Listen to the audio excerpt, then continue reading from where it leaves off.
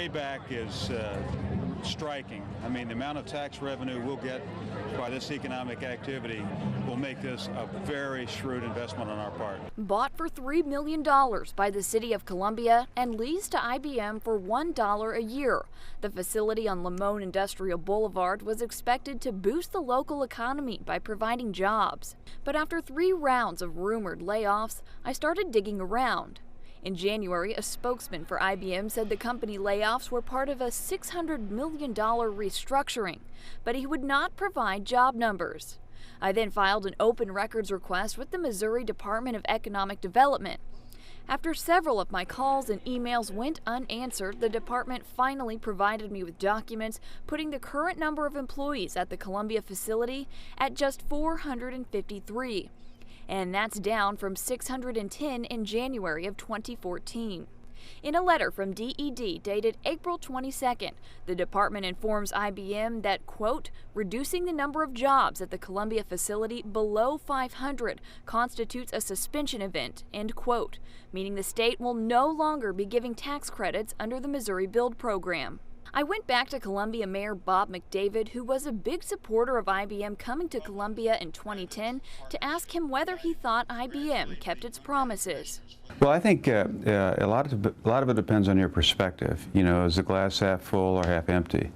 Because I would submit that if you could go back to the year 2010 and say we're going to bring in an international global company with 450 employees, I would think the city would have been delighted about that. They are not required to be transparent with the city. You know, for example, I have no business knowing what your salary is. I mean, you're a private employee.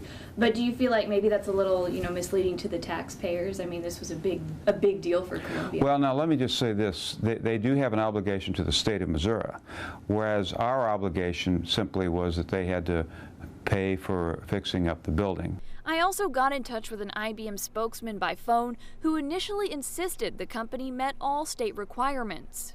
You know, we don't publicly discuss staffing numbers, but we've met all state and local reporting requirements, and that's really much all we're going to be saying.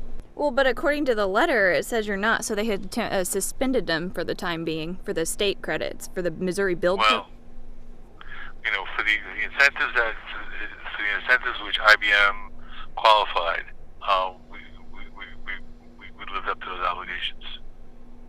Just not the build incentives? Correct. I asked more questions to try to find out about the future of IBM in Columbia, but the phone call stops there. I'll come back to you when I have something to tell you. But IBM employees in Columbia, both current and former, say they have something to tell. One employee, whose voice has been concealed to protect their identity, says the 453 number of employees at the facility is far from accurate. It's hard to count 300 in the building at any one day. There are people that work from home, and some of those homes are not only not in Columbia, they're in different states. It looks as if they are here in Columbia. In reality, they're not. 2 other employees and a union leader for IBM employees told me similar things about the numbers. To get an idea of just how many people work out of the building, I went on a Monday afternoon and counted the cars in the parking lot. I started on the right side of the building and made my way to the back. We just finished counting this side of the lot. So far, we're at 98 cars. It took me about 15 minutes to account for every car in the lot. It's 2:45 on a Monday afternoon, and I've just counted 164 cars in the parking lot. Now, that would mean there would have to be nearly 3 people in each car to equal that 453 employees that IBM says it has working at this facility. The company says not everyone reports to the building on Mondays. That employee also talked to me about the most recent round of layoffs back in January. Everyone in the building knew something was up. Everyone. And then when all the strangers showed up with the packets, others walking around, looking out over the employees that were there, keeping track, everybody knew that was the day. But this employee says while the layoffs are concerning, they say it's what the company is doing to replace those workers who are laid off that's disturbing. IBM will bring Indian people over here to work. So you're saying they're replacing American workers with foreign workers? In the case of training the folks from India to do whatever the person is doing here, that would be an accurate statement because that's exactly what's happening. Another employee who did not want their voice to be recorded tells me the same thing. They say some people in the building are currently training the foreign worker who will take over for them when they finish their last day.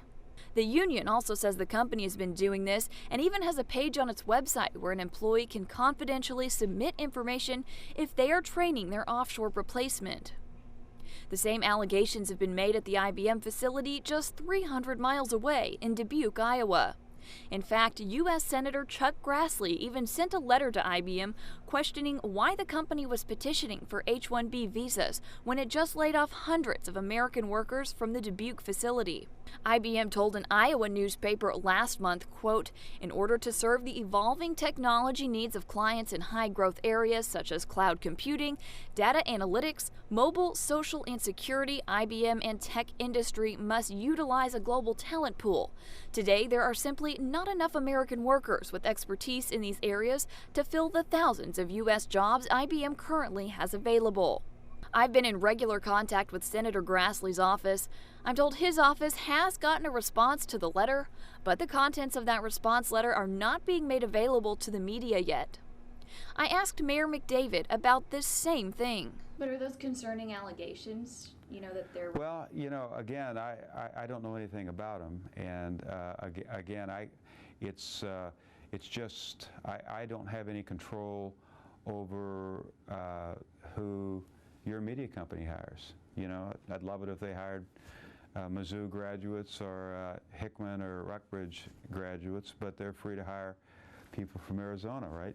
So that's just the way the world works, and we have to be able to compete on that basis. I reached out to several lawmakers, including Missouri Congresswoman Vicki Hartzler, whose district includes the IBM plant.